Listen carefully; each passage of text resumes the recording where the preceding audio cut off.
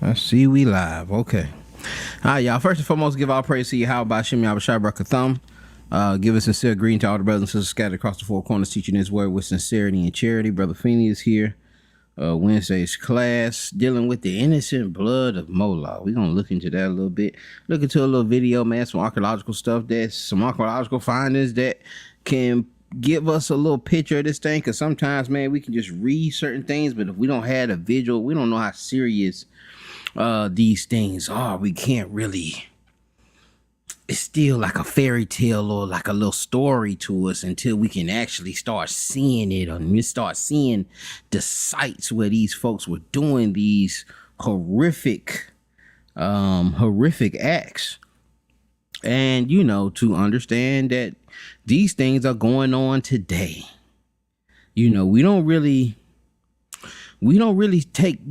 seriously look at all the missing persons. And when people say, oh, well, they harvesting organs and they're doing this and they're doing that, we don't really take those things serious until we see something on the news, or the whole Pizzagate thing. This may get that video blocked. This may get this one blocked, man. Make sure y'all hit that like button when you're coming in. But when you hear those things, you know, you say, yeah, it's a possibility, but you don't really take it that serious. But if you seen it, you know, if you seen where, you know, these horrific things were being done, and you see the evidence of these things, you take it. You know, I remember watching that Texas. You take it a little more serious.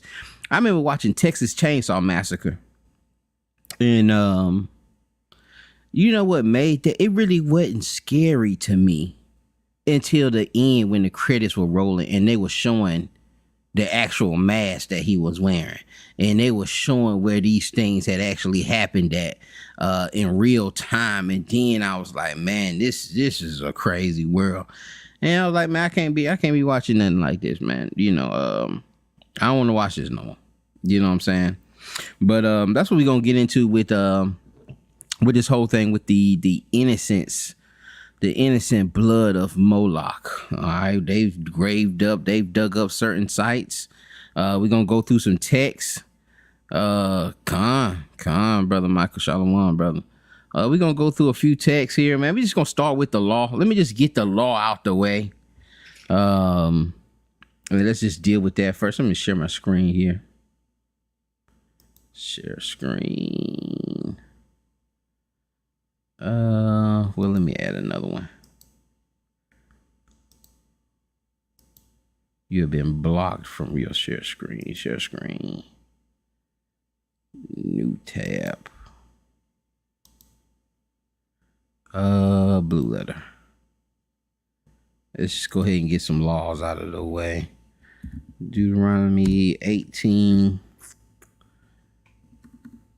Let me see if I go down here. Gonna go to Deuteronomy 18 and 10. 18:10 here.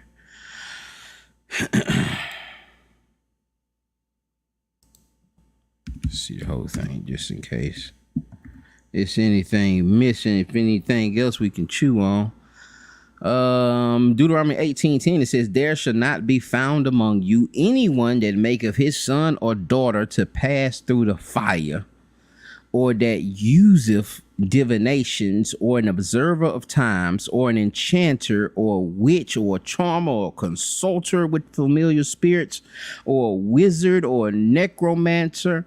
For all that do these things are an abomination unto the Lord, and because of these abominations, the Lord thy God doeth drive them out from before thee. So these people were to be driven out from the nation of Israel, you know, from the people in general. Anybody that made their, like, we're gonna see here. Let's go to Leviticus 18. Leviticus 18, we go to verse 21 down here. It says, and thou shalt not let any of thy seed pass through the fire to Molech, neither shalt thou profane the name of thy God. I am the Lord. All right. I am the Lord. Do not let thy seed pass through the fire of Moloch. And let's go to Leviticus 20. Like I said, we just gonna get the law out and just get an understanding of the laws of this thing. See some things in the prophets. Leviticus 20.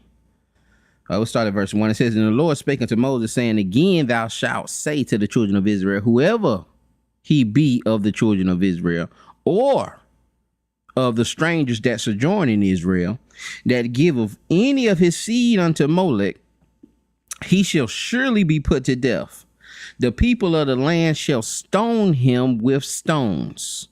And I will set my face against that man, and I will cut him off from among his people, because he hath given of his seed unto Moloch, to defile my sanctuary, and to profane my holy name. And the people of the land do anyways hide their eyes from the man which giveth his seed unto Molech, and kill him not. Then I will set my face against that man. See, if the people of the land do anyways hide their eyes from the man, all right, they try to act like they ain't see it. They try to pretend like they don't want to deal with it, and a lot of, it's almost like that no snitching rule. You know what I'm saying? Like you try to play that no snitching rule with the Most High, he's going to punish you right along with that joker. Because he's not only is he defiling the land and defiling the sanctuary, but he's also profaning the name of the Most High. And if the people of the land doeth anyways hide their eyes from the man when he giveth of his seed unto Moloch, and kill him not, then I will set my face against that man and against his family, and I will cut him off, and all that go a whoring after him to commit whoredom with Molech from among their people. All right, so it's a punishment also with that. And if how we speak on these things in modern times, whether it be the abortion clinics, whether it be this other stuff, this piece of gate stuff, or those who hide in that, those who's keeping those secrets. All these missing kids going, all these folks going missing, and organs being, all these people that, the Most High sees it. All right. The Most High sees it. And like you say, a lot of these, if you seen the thumbnail coming in, I didn't find that was just up there, man. But, like these higher ups are still, all right, these elites allegedly are still dealing with, this Canaanite deity. Let's go to 2 Kings 23. Oh, Shalaki, I ain't even put the link out there. My bad, brothers and sisters. My bad. I put the link. Y'all know I can't see the screen too when I'm sharing. I had to go back. Let me let these brothers in, and then we'll go back to 2 Kings. Well, I can hear them come in. 2 Kings 23. We're gonna have an interesting story here to talk about also within this. Once we'll watch the video, and then we'll read another story about the Moabites. The link is in the chat.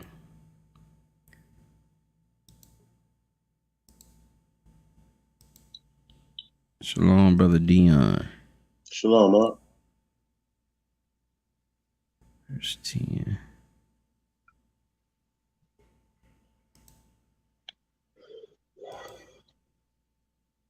Shalom, brother Alazar.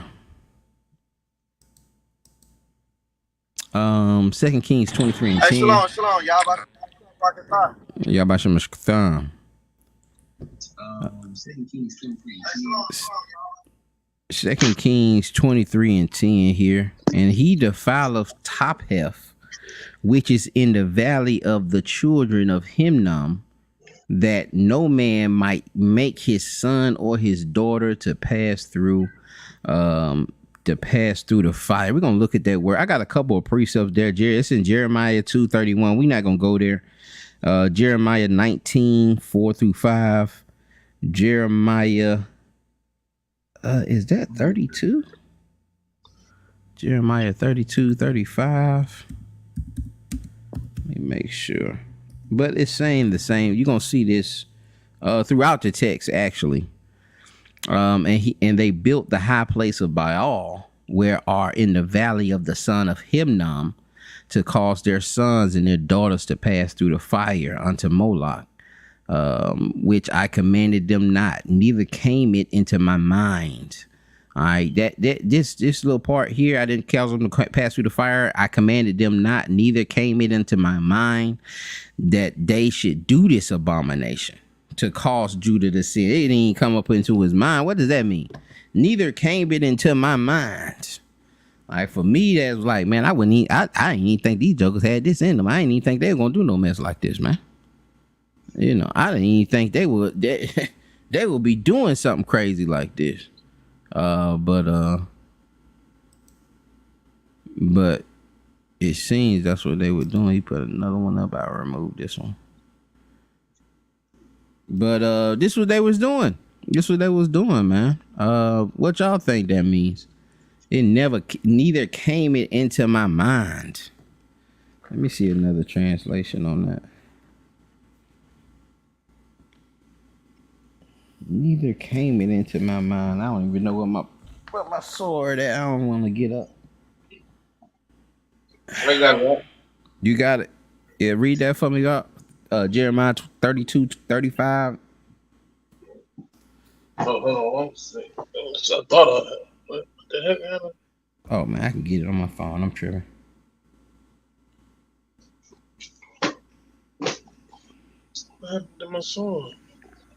See, that's how I was just looking. Oh, that's crazy. That's how I was just looking. I got it.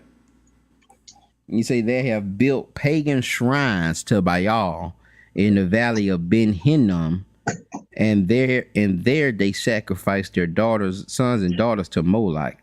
I've never commanded such a horrible deed. It never even crossed my mind to command such a thing. What an incredible evil, causing Judah to sin so greatly.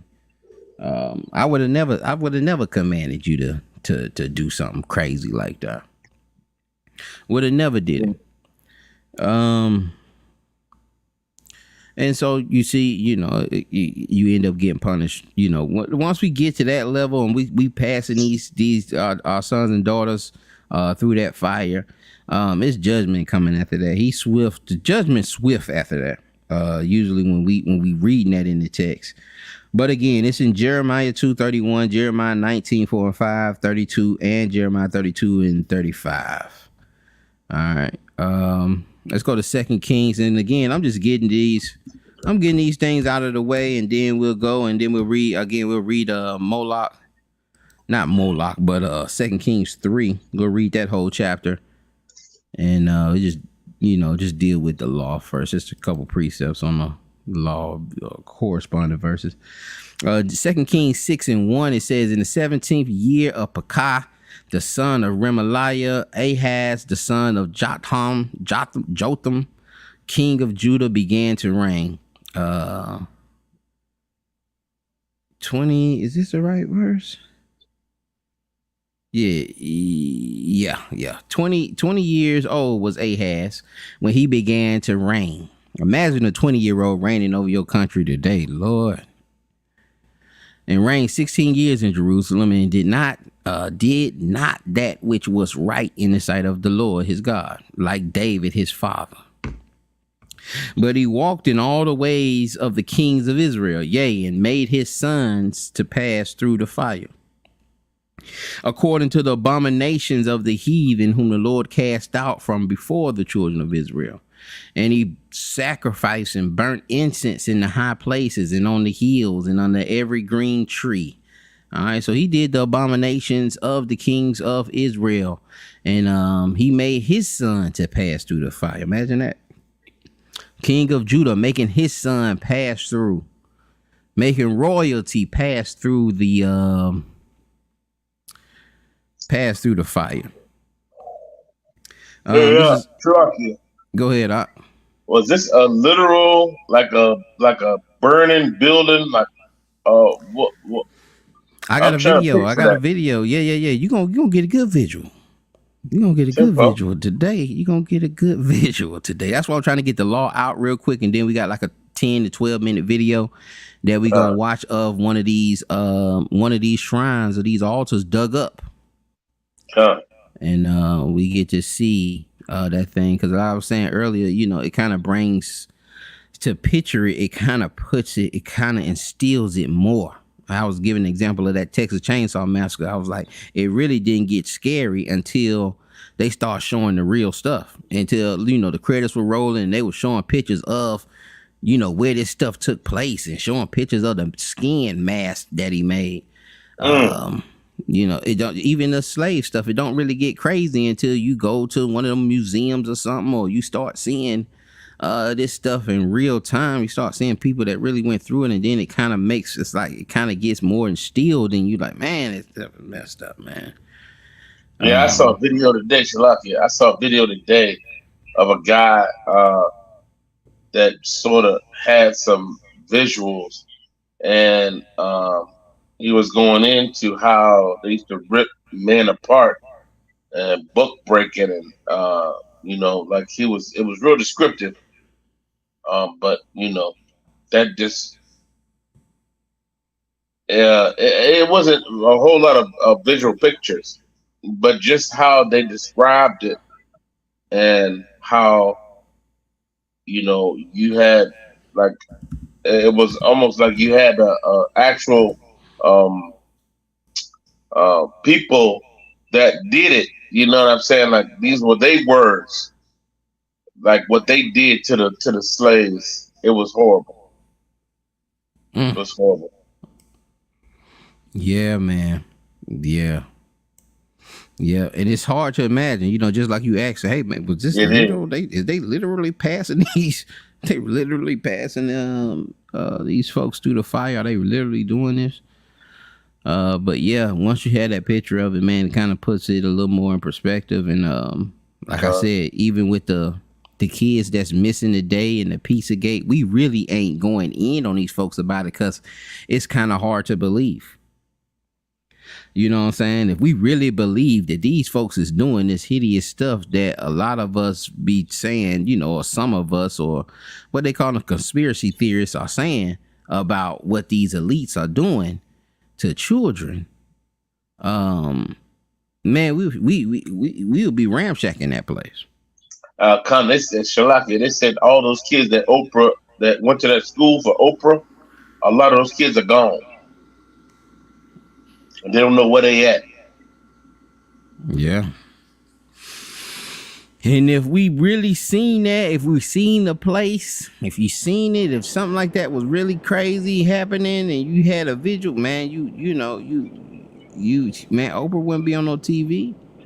Jokers would be looking for Oprah. Oh man. Hey, Shalakia. Go ahead, Doc.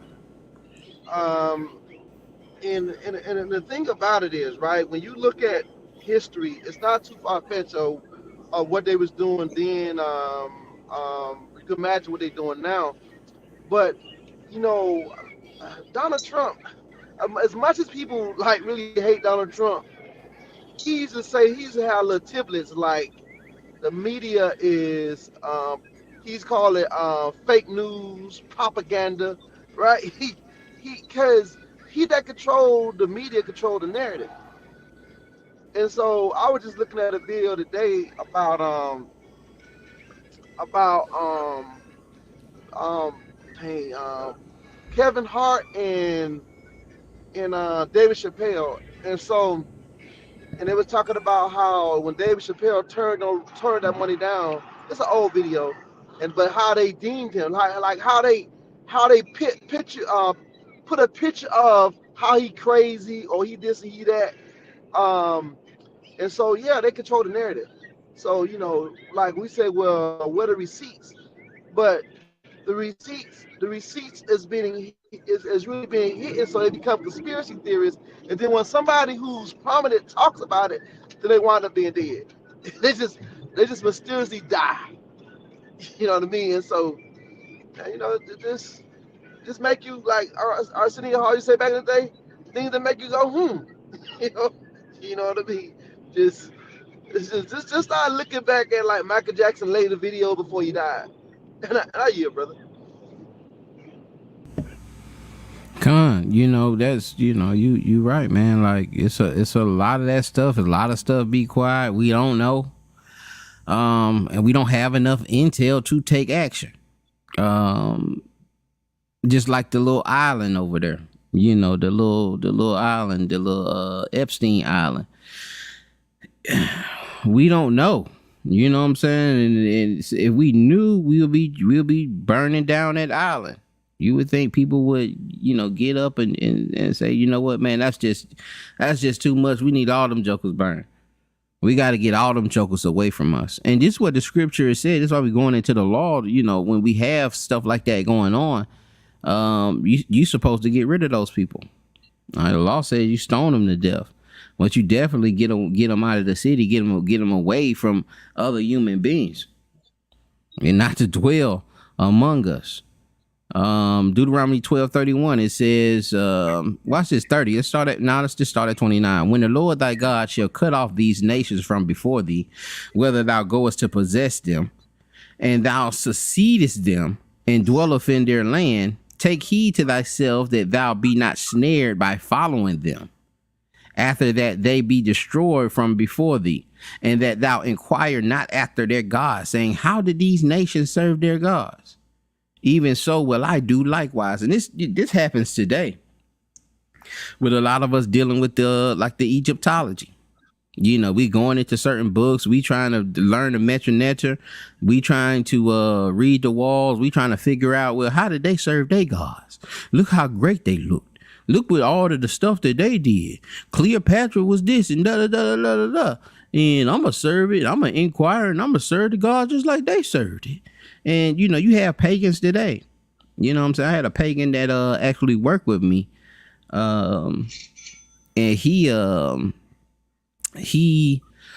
every month, every full moon, he fasted for 3 days. No water, no water, no food. 3 days every full moon. There's some other stuff that he did, but he really followed it, and he would tell you that he's a pagan. You know what I'm saying? Like, I follow a pagan religion. I'm a pagan. This is before Christianity. This is before this, and this is before the Bible and all of that. You know what I'm saying? I had some conversations with him, not like debate stuff, but just trying to see why he was doing that. And we celebrate full moon as the new moon. I'm feasting, so I be in there. He's fasting, and I be in there cooking lamb and cooking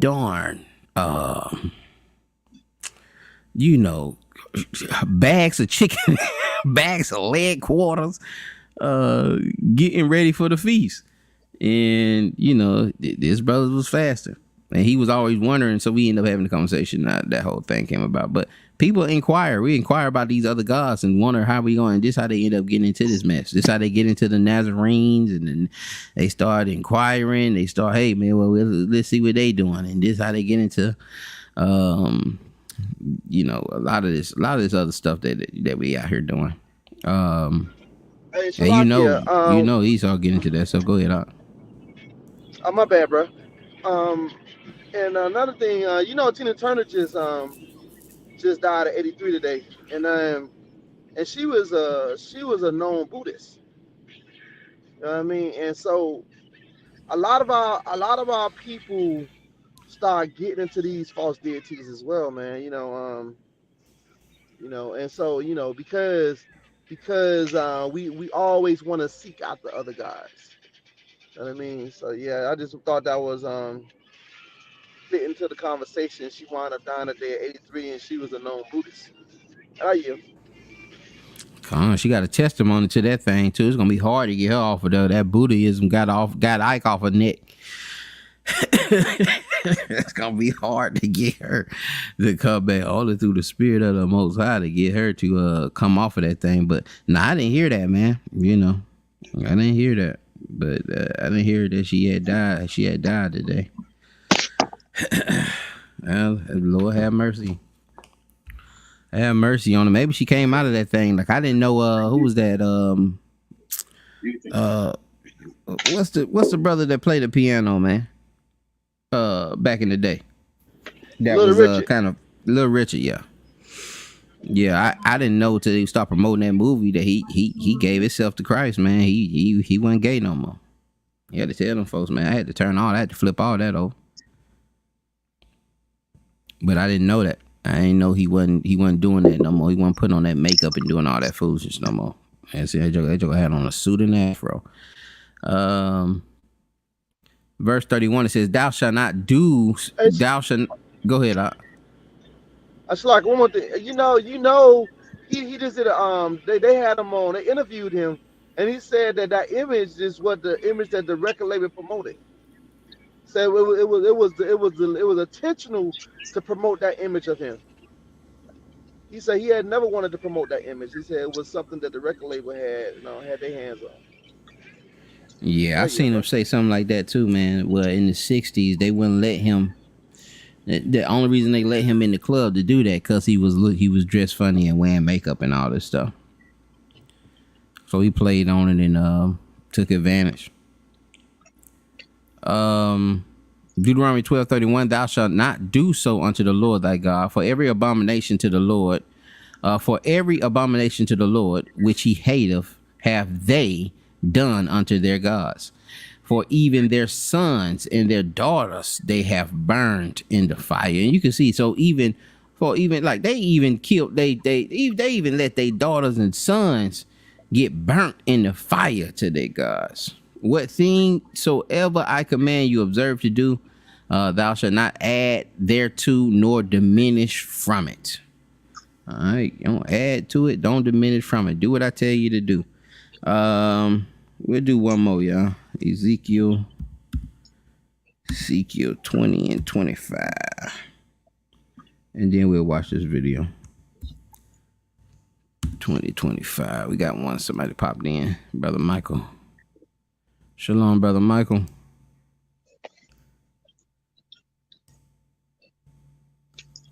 Shalom, Mark. Might be trying to get his mic together. We're gonna start at Ezekiel 20:25. Says, "Wherefore I gave them also statutes that were not good, and judgments whereby they should not live." Okay, "And I polluted them in their own gifts, in that they should cause them to pass through the fire, all that open of the womb, that I might make them desolate to the end, that they might know that I am the Lord." And shalom, Hey, shalom, family. Shalom, Mark. Shalom, how's everybody? Shalom, trying brother. to make it. But we see him. He gave them statues that were not good. He gave them over to their hearts, man. He gave them over to following that mess. And I used the example of my dad, man. My dad told me one time, he's like, man, he had just bought me this bike for Christmas, man. And mountain bike had the little springs in the front. And I wanted to go to the Boys and Girls Club. I wanted to go to the boys. It was just boys club. Didn't want no boys. It was just boys club. And he was like, "Man, you ain't got no lock for that bike. Don't take that bike over there. You ain't got no chain. Wait till I get you a chain. You can take the bike over there." I'm like, "Man, I can get somebody to use that. I'm gonna let somebody use my chain." And I just kept going back and forth with him till he gave in. Till he gave over. He let me go ahead and go ahead and try to figure it out. Gave me over to my lust. And and so I end up taking the bike. I ended up using somebody's chain, a little boy, like a little 7-8-year-old. And came out, my bike was gone. Long story short, my bike was gone. And I couldn't really jump on the 7-year-old, even though I know he knew who took my bike. I knew he knew, but he stood firm. You know, we was in the hood, these little jokers. He stood firm and square. Oh, he had no idea. I'm talking about tears, snot running down his face, whole nine. But I never got my bike back. And I never got a bike again. It was really the last time I was ever I ever got another bite. And you know, this is kind of example of, you know, just giving you statues that are not good. Go ahead. It wasn't good for him to let me do that, but he had to let me go through that so I would learn that lesson. And you know, hey man, you know what? You ain't gonna get another bite. And so you know, I done seen people take this particular scripture and try to take and say that some of the laws that he gave us in the Old Testament, Deuteronomy, Leviticus, and try to say that these laws that he gave us are some of the laws that are not good. But that's not the case. You know, he's saying this, he's giving us over to do that stuff that we've been begging to do and follow after the heathens. And it says, and wherefore I gave them also statutes that were not good, and judgments whereby they should not live. And I polluted them in their own gifts, in that they cause to pass through the fire all that open of the womb, that I might make them desolate, to the end that they might know, all right, that I am the Lord. So they're gonna receive that punishment, make them desolate, and then they'll know. And so at that point, I listened. I took the advice of my father.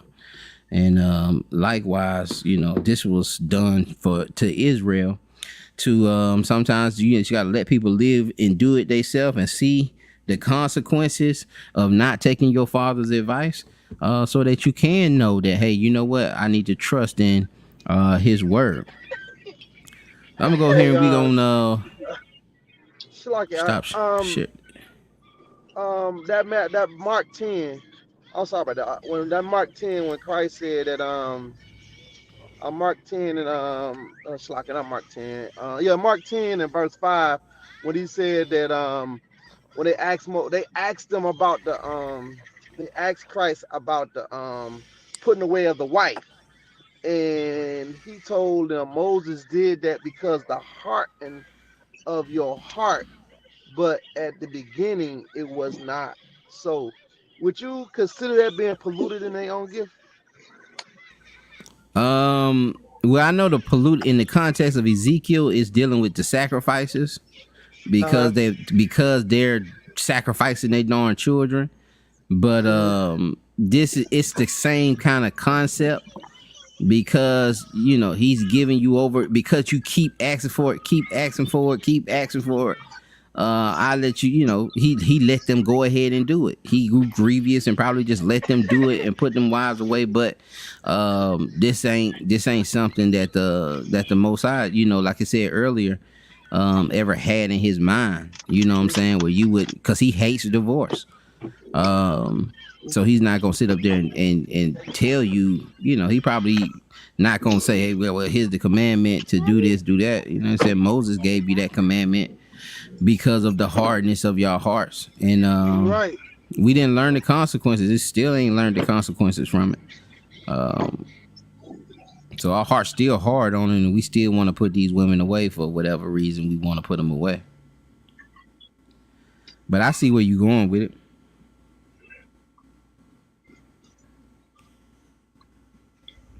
You had something else, Zach, or you good on it? You just... All right, so we'll go ahead and we'll watch this thing. But I just don't want people to pull from that you know, that the Most High just gave us something like sacrifices because we wanted to, you know, to defile us. You know, he didn't give us a law to defile us but you know, there's it is on the same concept of we keep doing something, and then somebody, we see Moses coming in and doing that for him because of the hardness. And the hardness of your heart is not a good thing. Because you're stubborn. You did it because you were stubborn. Is my darn trying to find my mouse. I think my mouse done went out. Okay, here we go. Y'all see my screen? The YouTube? All right. Hey, it's me, your dry skin. We go through a lot every day and lose.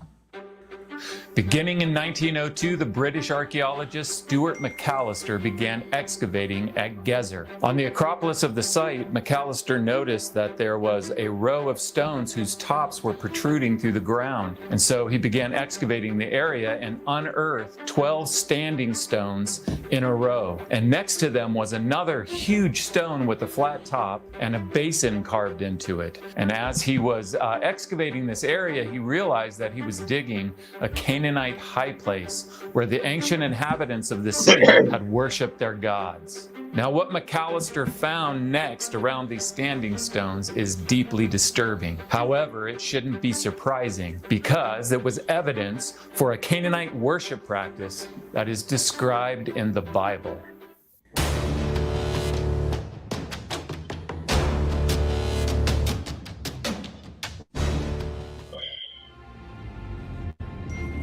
The city of Gezer is mentioned in the Bible several times and is located in Israel between Tel Aviv and Jerusalem.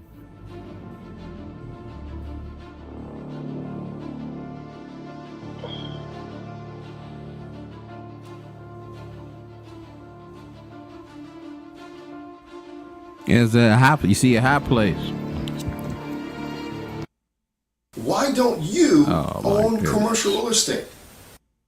Broke, man. Yes, you. Why don't you own? I just want you to look at how big these stones are.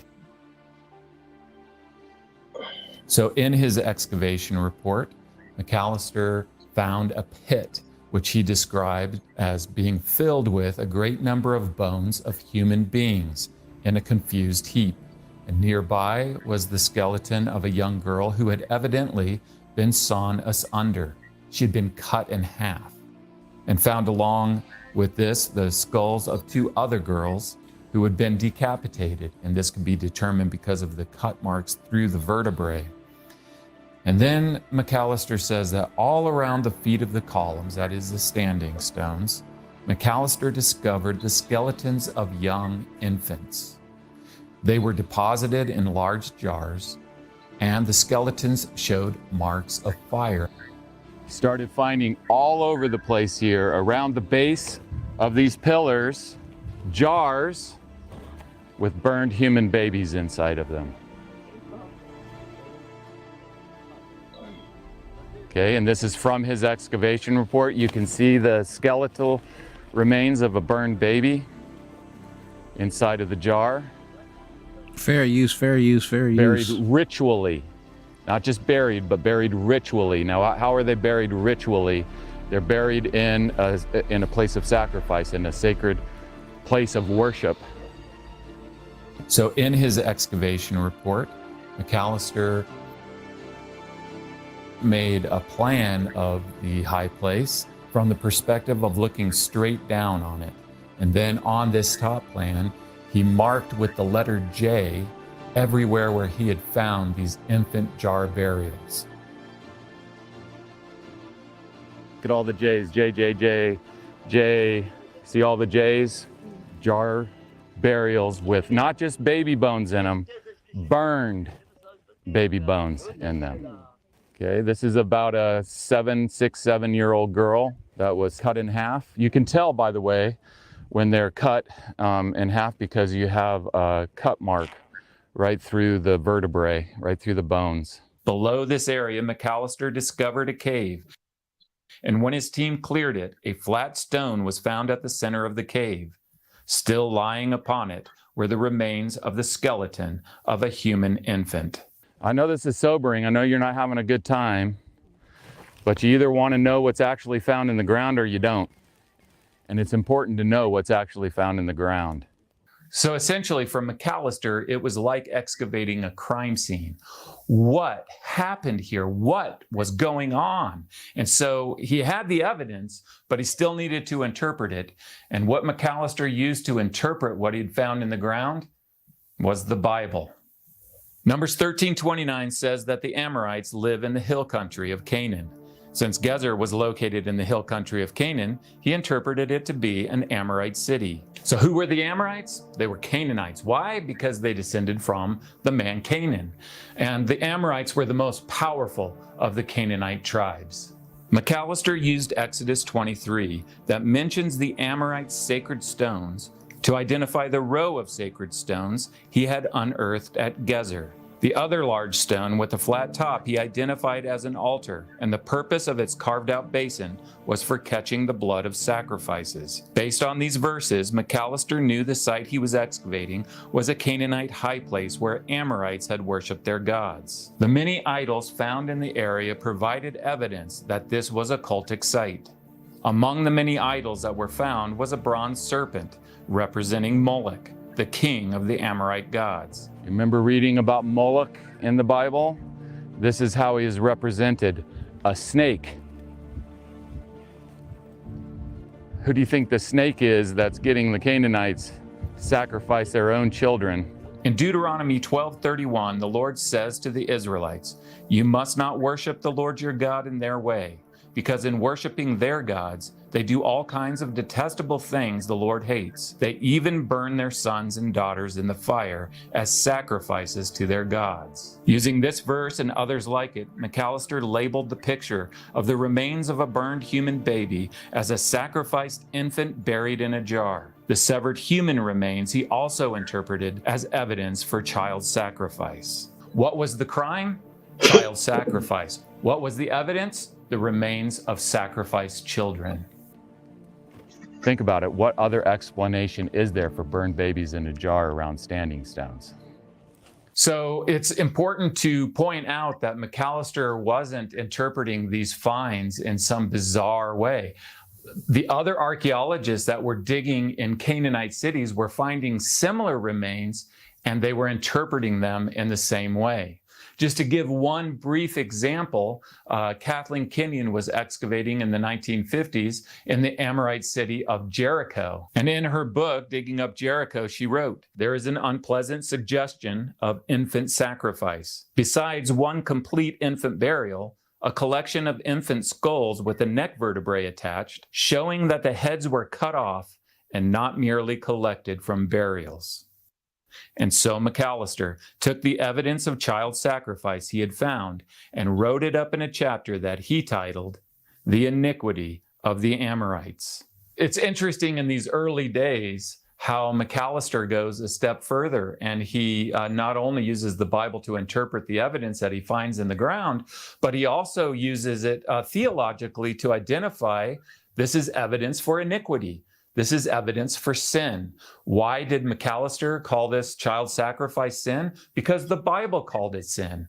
Why is it sin? Because the Lord hates this practice and it's against his law. When God gave his law to his people Israel, it was against the law to sacrifice their children. In Leviticus 18:21, God commands Israel, "Do not give any of your children to be sacrificed to Molech."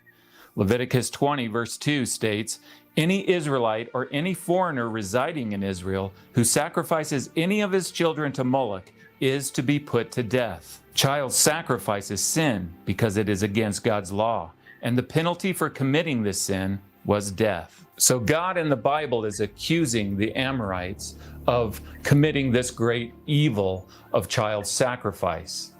And the archaeological evidence bears out the reality that indeed the Canaanites did practice this evil and were guilty. Now, some might argue, well, the Canaanites weren't treated fairly because they didn't have God's law. God didn't give them his law. However, God has created all people to know in their hearts whether something like a practice of sacrificing children is good or evil. And it's clearly, we all know in our hearts, our conscience-bearing witness, that it is an evil practice. So everyone is without excuse.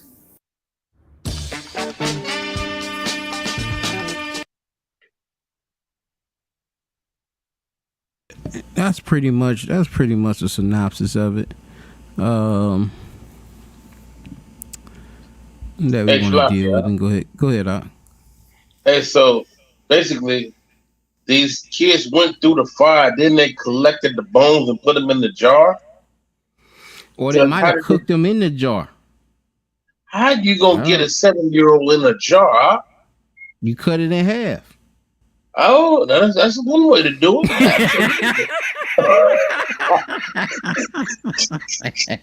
That's definitely one way to do it. Yeah, that'll get it there. That's simple. That's probably why that one's like that. You know what I'm saying? You know. Yeah. But you know, it was down there. Somehow it was, you know, he said that up underneath that site it was a stone, and a baby was on fire, and the infant was on fire on that stone. So they might have lit the fire in the pit and then left, and then came back and scraped that stuff into a bowl. Into a jar. Just like when you cook that Passover, you ever set that Passover lamb on fire afterwards, you know, before the morning. You know, once you burn it, it still be bones there. Oh yeah. Everything will be burned up and ashy, but them bones, you know, a lot of them bones will still be there in that pit. You know what I'm saying? And maybe they took that pit, took them bones and put it in a jar, and then had a sacred burial like that, and then buried the children next to that whatever they sanctuary, whatever they want to call it. Yeah. That thing is heavy too, because I know the remains of Billy. We cremated Billy, and that container he was in, that thing had to weigh about 45 pounds, 50 pounds. Yeah, it was heavy. Yeah. Wow. And because we cremated my father too, and you could, if you look in it, you can see the bones. You can see fragments of bones in there, man. Yeah, man. Yeah, you know, them things probably way hotter today. Yeah, and that's just it's ironic, man, because I'm kind of teaching the same thing on Friday about a lot of those Molech gods is one of the gods' presence. Like a lot of these gods' presence right now in America. Like these are still, you know, transferable gods, and a lot of these gods is gods of Molech. Shlakia. Okay. Con. Like I said, this stuff is practiced. You know, it's still, you know, we're still dealing with this stuff today. Like, give me 2 Kings chapter 3, and we do have some. Hold on. Here, my mouse. I think my battery just died in my mouse. But we're gonna read 2 Kings 3. But Brother Michael sent me some stuff too. Some of those images of Molech today. Matter of fact, I just try to see if we can pull a few of them up. But yeah, this is, you know, it shouldn't even be mentioned. It's so crazy how this stuff, you know. But you know, they found all of the idols and all the graven images they found over there. But you know, this, like I say, when I was just looking for the thumbnail, you know, these images everywhere. You see that statue there? You got people trying to say Yahweh is Molech, man. This stuff, you know. And how do they have these drawings and these pictures and they done advanced it, you know? But you know, what we seen was a more, but they, you know, was a more prehistoric paleo kind of environment than what they doing, you know, in modern times. And you know, that stuff be going on allegedly in these little like these skull and bones and all this old foolishness. We gonna ask a question here. Oh man, I'm not even showing y'all. Why y'all ain't say y'all ain't seen what I'm seeing? Y'all see the images now? Kind of. Yeah. Oh yeah, yeah. So there's one, Ashalakia. There was one. I know Beyonce had her concert. I don't even like to talk about this, bro. But she had her concert, and she is coming in the image of some water god. Some dude was on the internet breaking it down to me. I didn't put a whole lot of energy into it because I'm sort of scared of that type of trash. But um, it made a whole lot of sense, man. I always knew she was demonic, and it's sort of, and all these people paid like $1,500-$1,600 to go see her, and the way she had the imagery, it was almost like she was pouring spirits out on the crowd in a sense, man. It was crazy, bro. But I yield. Yeah, I want to try to find this whole thing with Prince Charles. This little event that they had. And it looked like they was rushing. Had the little bull rushing out there, and yeah, and the lady bowed down to it. Let me see if I can do this. We got a little time. Like I said, they're just gonna read this last chapter, y'all. Bear with us. We're gonna read this. It's gonna be just one chapter, and then we'll be up out of here.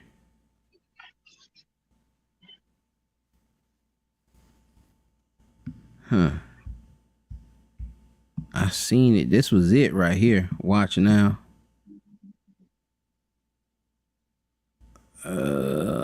Share this tab instead. Bear with me. I'm sitting here using that little pad. My mouse done went out.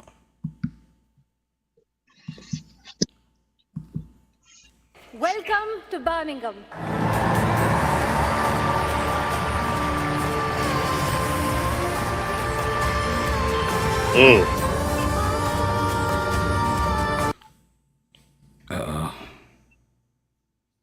What ceremony? Birmingham 22 opening ceremony. It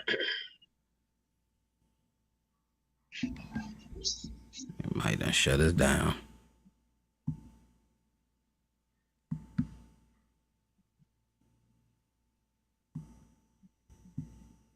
Yeah, don't you see that up?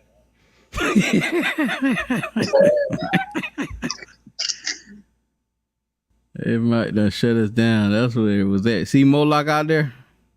That's crazy. See.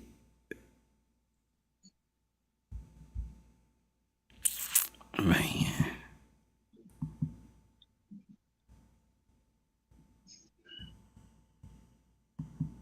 Man, it's just so scary, man.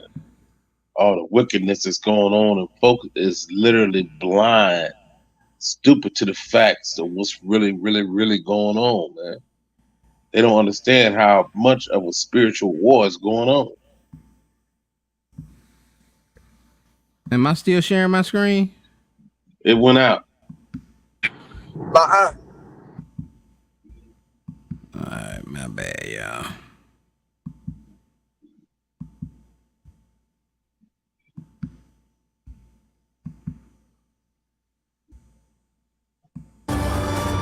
Y'all see it now?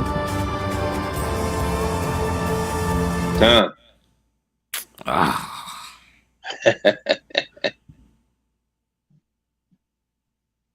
They checking on you out.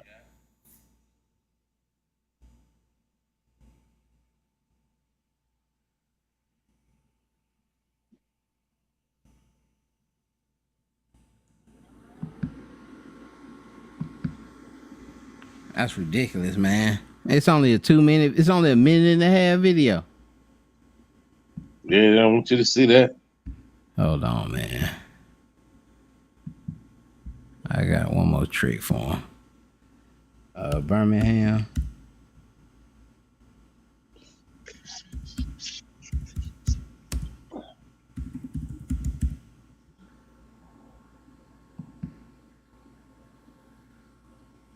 Okay.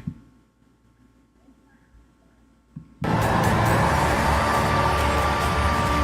I think it's the same thing.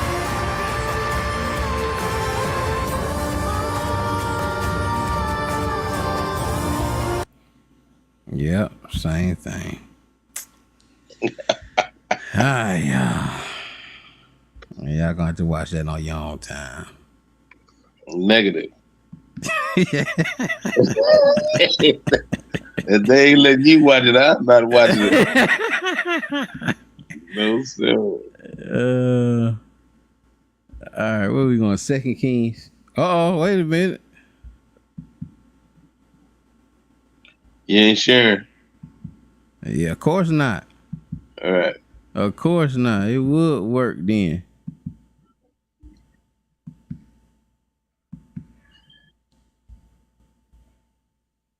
Gives me the greatest pleasure to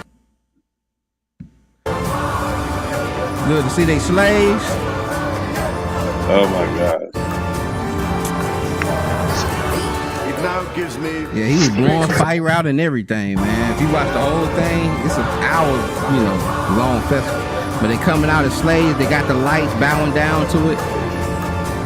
And then it swallows a black girl. Look, she come up riding on top of the thing. to declare the 22nd. But Wow. Wow. That's crazy. I mean, do you think them folks really know what they doing, man? Man, you gotta know what you're doing. Ain't no way you bringing no giant bull out there with fiery eyes and blowing out smoke and fire coming out his nostrils. And you got And he jokers in choreographed chains. Yeah, come on now, man. You can spend $1 million on that thing trying to do that whole ceremony. You know what's going on. It's just we don't. But this is 2 Kings chapter 3. Now Jehoram, the son of Ahab, began to reign over Israel in Samaria the 18th year of Jehoshaphat, king of Judah, and reigned 12 years. And he wrought evil in the sight of the Lord, but not like his father and like his mother, for he put away the image of Baal that his father had made. Nevertheless, he cleaved unto the sins of Jeroboam, the son of Nebat, which made Israel to sin. He parted not therefrom.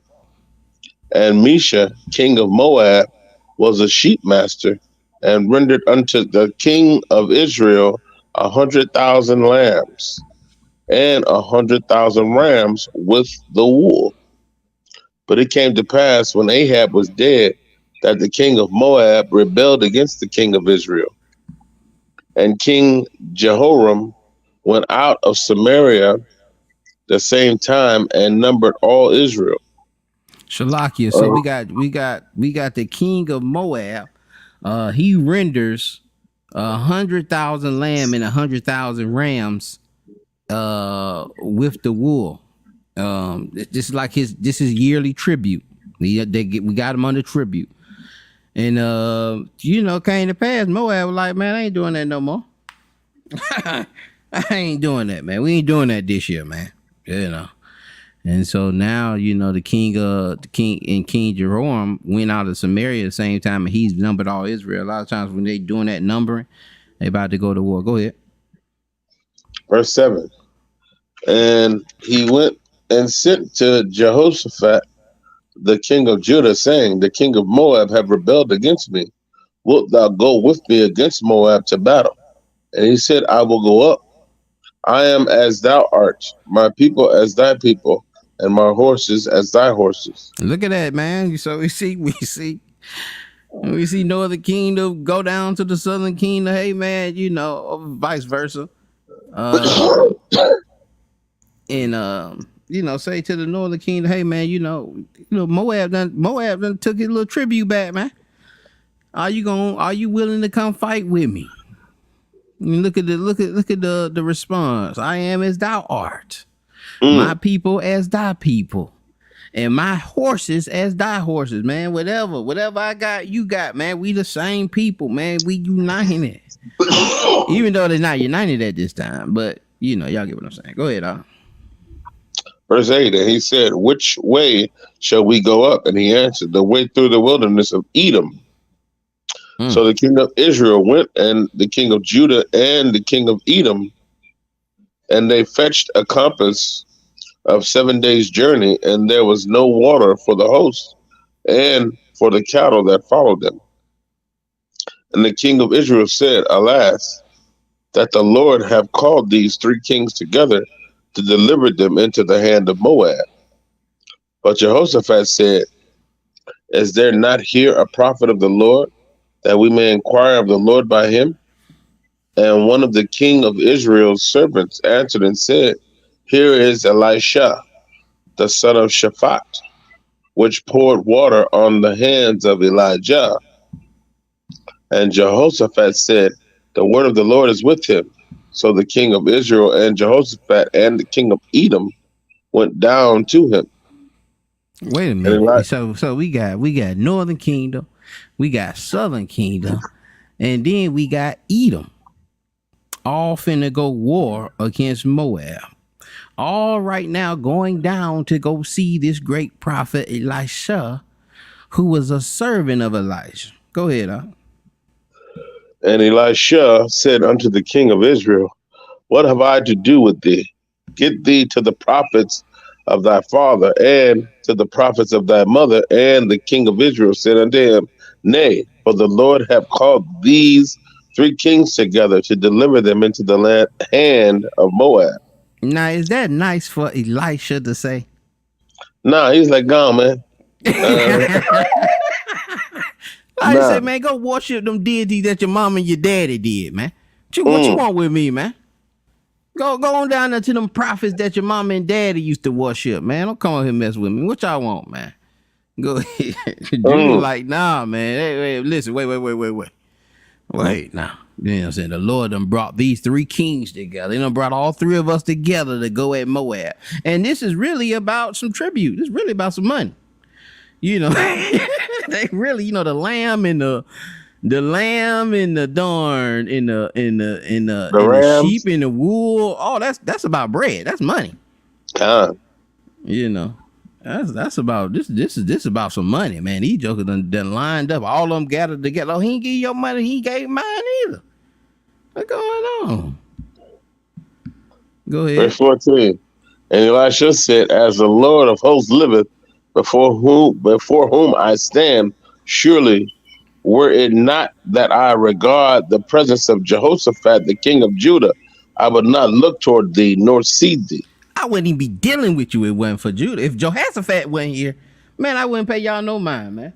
Much as I've been prophesying, much I've been sitting here telling you wicked joker, I wouldn't even be doing that unless it was just, you know, if it wasn't for Jehoshaphat, king of Judah, being here. Go ahead. But now bring me a minstrel.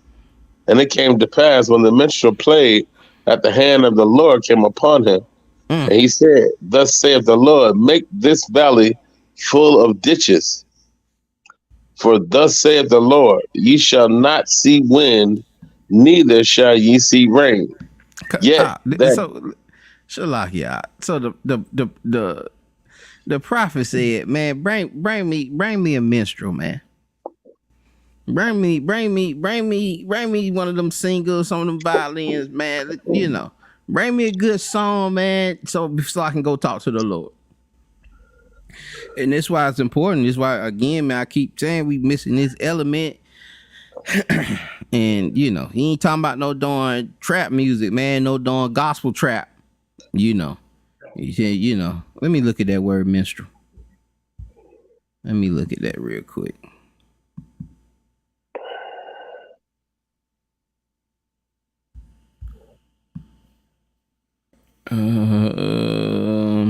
Did I miss it? Nagan. To play, strike the strings, violin, play a string instrument. A beat, a tune with the fingers. I can see Israel coming a beat. See, it's the 808. Yeah, right. That's that 808, dog. Oh man, yeah, man. Bring me a beat, man. Bring me some strings in here, man. You know, let's sing a song and then let me speak to it. The Lord. All right, the Lord told you to build a row full of ditches. Y'all still see my screen? Still on blue letter. Yeah. You go ahead. Wait, my phone might be a little bit behind. Yeah, it's still on blue letter. Okay, verse 17. For thus said the Lord, you shall not see wind, neither shall you see rain, yet the valley shall be filled with water, that ye may drink, both ye and your cattle and your beasts. Shalakia too, man. I hate this. Keep stopping you, but you know they was in a they was you know they was in a valley where they weren't gonna get no water. Now he done made this whole miracle in front of Edom, in front of the northern kingdom. Y'all done seen this, and the southern kingdom. Y'all done seen this great miracle happen. All right, it's not gonna rain, but the valleys are gonna be, but the ditches are gonna be full, so that your cattle can and your beasts can drink water. Go ahead. Verse 18. And this is but a light thing in the sight of the Lord. He will deliver the Moabites also into your hand, and ye shall smite every fenced city and every choice city, and shall feel and shall fell every good tree, and stop all wells of water, and mar every good piece of land with stones. And it came to pass in the morning, when the meat offering was offered, that behold, there came water by the way of Edom, and the country was filled with water. And when the Moabites heard that the kings were come up to fight against them, they gathered all that they were able to put on armor, and upward, and stood in the border. And they rose up early in the morning, and the sun shone upon the water, and the Moabites saw the water on the other side as red as blood. So And they said, early in the morning when that sun kind of reddish, kind of dawning, is a little reddish, it's hitting that water because they on the border looking down, and they seeing that darn water look a little reddish because of the sun, and they know it ain't supposed to be no water. You know what I'm saying? Ain't supposed to be no water out there. And they thinking it's blood. They like, man, they out there slaughtering us. Oh no, they out there slaughtering themselves, I think it's gonna say. Go ahead. 23. And they said, this is blood. The kings are surely slain, and they have smitten one another. Now, therefore, Moab to the spoil. Now let's go get whatever they done left, man. They out there killing themselves. Go ahead. And when they came to the camp of Israel, the Israelites rose up and smote the Moabites, so that they fled before them. But they went forward, smiting the Moabites even in their country. And they beat down the cities, and on every good piece of land cast every man his stone, and filled it. And they stopped all the wells of water, and filled all the good trees. Only in Caharseth left they the stones thereof. Howbeit the slingers went about it and smote it. And when the king of Moab saw that the battle was too sore for him, he took with him 700 men that drew swords to break through even unto the king of Edom, but they could not. Then he took his eldest son that should have reigned in his stead, and offered him for a burnt offering upon the wall. And there was a great indignation against Israel, and they departed from him and returned to their own land. Now what happened there? All of a sudden they were beating down Moab. You know, all the prophecy was filled up where the stones were filled, the wells, and the water was stopping, the trees be slung down. And then all of a sudden, you know, the king of Moab make this last great effort and sacrifices his son. He sacrifices his son as a burnt offering to his deity. And there was a great indignation against Israel. And Israel departed and returned to their own land. Israel, Edom, and Southern Kingdom got up out of there after he did that. And that's really all we have. You know, that's really all we have about this account. This account actually in Stele. I'll show y'all that after this. But matter of fact, let me just show you this here. But it says a great indignation against, and there was a great indignation against Israel. You got the NLT near you? Well, matter of fact, let me look it up. I can go. I got it. It's upstairs. No, you good. You good. But You good. Shalaka, do you think that they realized because they got punished for when the Canaanites got punished for doing that, leading their kids to the fire, like they sort of had a revelation, and you know, and sort of repented from that and just backed And off. I just mean, that could yeah. be. That could be. Let me. Well, the NLT reads. Oh man. It said a great anger came against them. So there was a great anger against Israel, and the Israelites withdrew and returned to their own land. Let me show y'all this here. Stop sharing. Share this tab instead. This is what we were just reading here. It says, with this horrifying act, Misha turned defeat into victory. The Allied forces retreated, and Moab retained its independence for the next 2 centuries.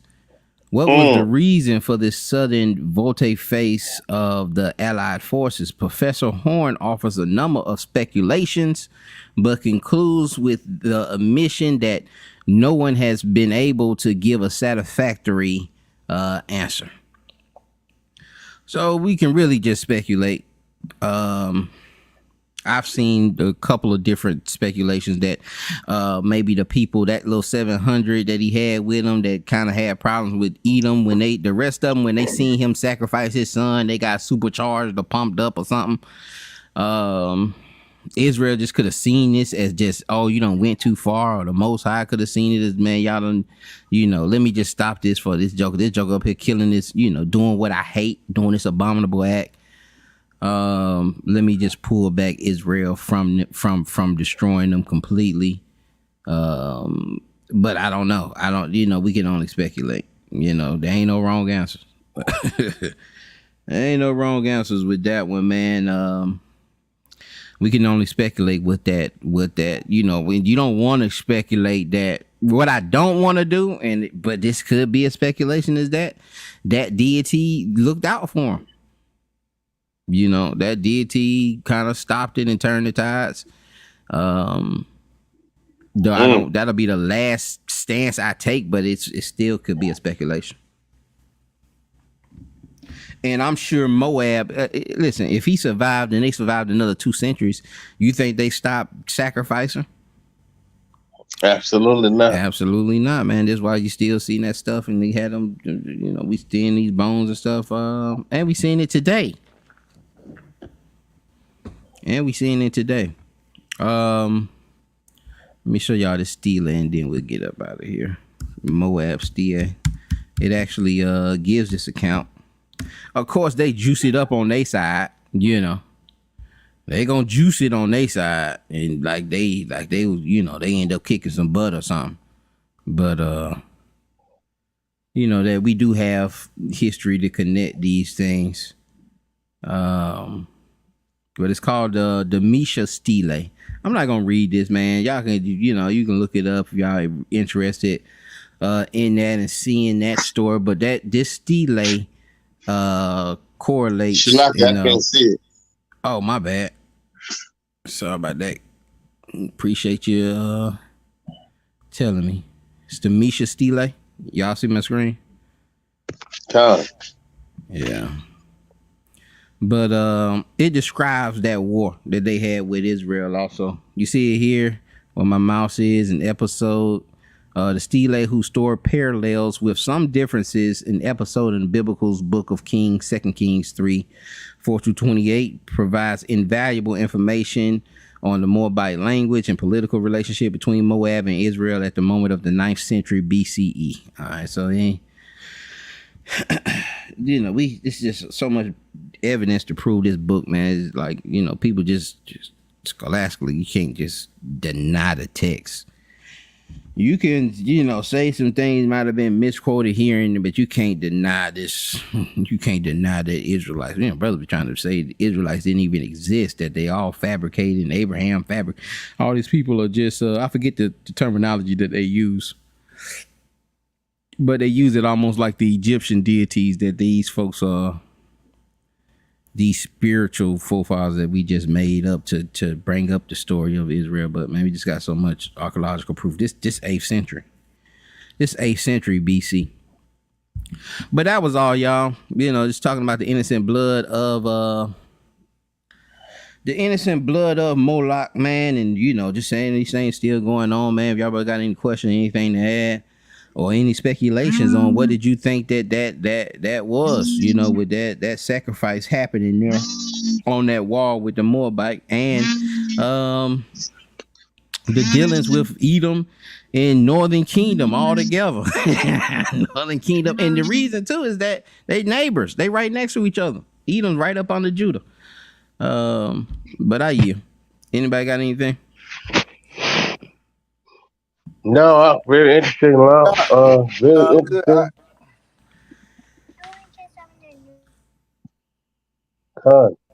Very interesting lesson, man. I need to read up a little bit more about that thing. Con. All praise to the Most High.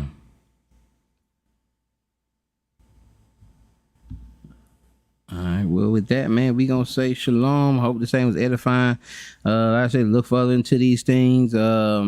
See if anybody can come up with that speculation on what you think happened there, with that Moabite being spared pretty much after sacrificing his son. Was it to keep the lineage going? Could you just sacrifice your heir to the throne?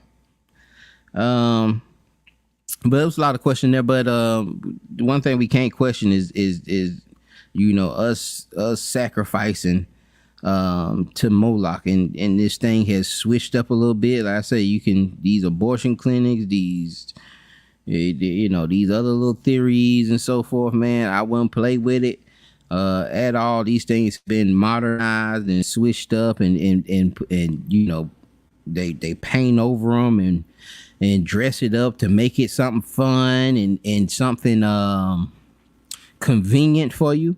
But these deities are still out here, and they still being worshipped. With that, Israel, I'm gonna say shalom. Y'all be blessed. Shalom.